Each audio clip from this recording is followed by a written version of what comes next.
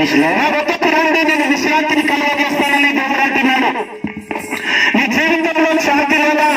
నీ జీవితంలో సమాధానం లేదా?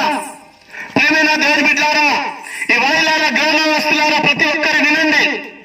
ఎందుకంటే యేసుక్రీస్తు అందరికీ ప్రభువే, ఆయనకు దేవుడని మరి అందరం కూడా మనం నమ్ముతూ ఉన్నాం. ఈ లోకంలో మరణించి తిరిగి లేచాడంటే యేసుక్రీస్తునండి. మీరు చరిత్ర తెలుసుకోండి. ఎందుకంటే ఇక్కడ ఏమంటున్నాడు? ప్రయాసపడి భారం వస్తున్న సమస్త జనులారా, నా వద్దకు రండి, నేను మీకు విశ్రాంతిని కలుగజేస్తానంటున్నాడు. మీ జీవితంలో శాంతి లేదా? మీ జీవితంలో సమాధానం లేదా? మీ జీవితంలో మరి అప్పుల బాధలు ఉన్నాయా?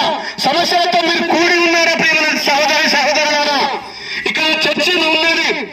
మరి అదేవిధంగా మీరు చర్చలో తెలుసుకోండి. ప్రతి వారం ఇక్కడ ఆరాధన నడుస్తూ ఉంటుంది. అదే ఎల్షపాస్ ఇక్కడ ఉన్నాడు. మీ కొరకు, మీ గ్రామం కొరకు, మీ పిల్లల కొరకు, మీ రోగుల కొరకు ప్రార్థన చేస్తూ ఉంటున్నారు. ప్రేమన సహోదరి సహోదరులారా, ఎందుకంటే దేవుని దగ్గరికి వెళ్ళండి, విషయాలు తెలుసుకోండి. మన భారాలన్నీ దేవుడు మోసాడు. నీ కొరకు సిలువను మోసాడు. నీ కొరకు రక్తాన్ని చెల్లించాడు. వధించబడిన గొర్రె పిల్లగా ఈ లోకానికి వచ్చాడు. ప్రేమన సహోదరి సహోదరులారా, ఎందుకంటే రక్తాన్ని చెల్లించాడు యేసుక్రీస్తు. తిరిగి మళ్ళీ లేచాడు, పునరుద్ధరణైనాడు. నీ పాపాల కొరకు, నీ జీవితాల కొరకు, మానవాళి ప్రజల కొరకు యేసుక్రీస్తు బలైనట్టుగా మనం చూస్తూ ఉంటున్నాం. ఎందుకంటే నీ కొరకు, నా కొరకు బలిచ్చినటువంటి యేసుక్రీస్తు మాటలు